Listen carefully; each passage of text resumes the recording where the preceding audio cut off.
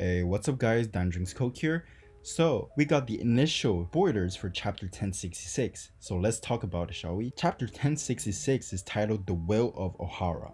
The first line says that Dragon and Vegapunk were in Ohara after the world government attack, and that they knew Clover.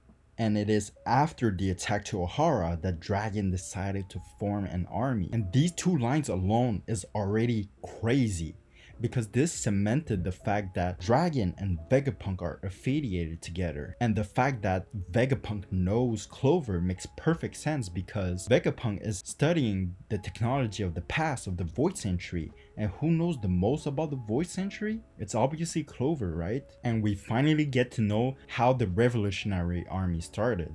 And it is by Dragon witnessing the atrocity of the destruction of Ohara from the Buster Call that was issued by the world government. This actually makes me think about the popular theory that Dragon used to be a marine, and since we know that Vegapunk was captured by the world government and from there started to work for them, the fact that he knows Dragon means that in some way, shape or form they met in the marine. And then the next line says that a group of giants carried all of Ohara's book to ELBAF, and that group was led by someone with bandages all over the body. And I don't know about you guys, but this is pretty much certain to be Jaguar D. Saul. And this makes perfect sense if it was Saul, because right before his presumed death, he got hit by an attack called Ice Time Capsule from Aokiji, which is the same attack that Aokiji used on the Straw Hats during his introduction. And using that attack, he reassured the other remaining Straw Hats that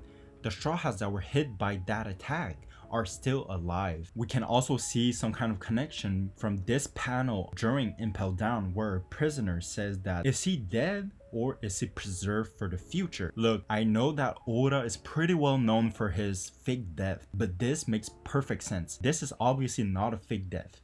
Saul is definitely alive, because basically Aokiji protected Saul with Ice Time Capsule, being able to literally survive the blast and destruction of the Buster Call. And then whatever the fire or the blasts from the explosions melted the ice, which resulted in Jaguar being brought back to life. And if the fact that Jaguar D. Saul is still alive isn't crazy enough for you, the fact that he brought all of Ohara's book to ELBAF is just mind-boggling. I don't know about you guys, but this to me confirms that ELBAF is definitely a destination that the Straw Hats are going to go to, and maybe the next island that the Straw Hats are going to. ELBAF is confirmed as the next arc, because the only way for the Straw Hats to learn about the true history of the world is by going to ELBAF and reading all of the book from Ohara. As we learned in the last chapter, all the technology that Vegapunk created on Egghead Island are just a replica, or even not even the full potential of what the people of the past could do. And I think that it's pretty obvious that after reading the books that the Ohara had, Vegapunk was able to get closer to the technology of the past. But yeah, next line says that at the end of the chapter, Luffy meets the real Vegapunk. And the real Vegapunk says to Luffy, Dragon's son, I know you'd come. I know I might have said it multiple times, but this is actually insane. Does this mean that Vegapunk actually knows that Luffy is Nika? And this completely ties to my previous video about the 5 mysteries that we still need to know about Vegapunk.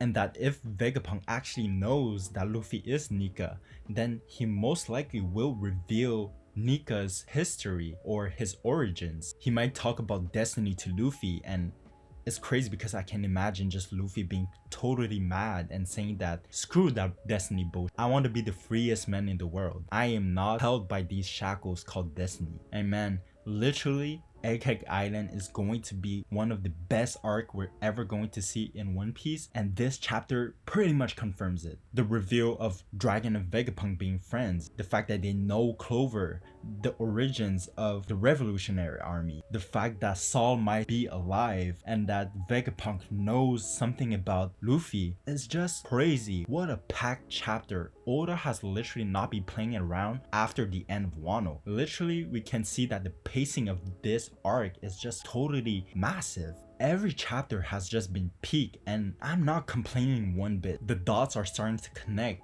and damn, I really don't want One Piece to end, but I'm so excited for this, man. It's crazy. But hey, that's it, guys. Give me your thoughts. Tell me in the comments down below, what are you the most excited for in this arc? Do you think that Dragon used to be a marine? Do you think that Saul is actually alive? And what do you think Vegapunk knows about Luffy? Does he know the true identity of the Hito Hito no Mi model Nika? Tell me in the comments if you want me to continue doing more content about spoilers. Thank you so much for watching. Click the like button, subscribe, and ring the notification bell, all that YouTube goody stuff. Until next time, drink some Coke.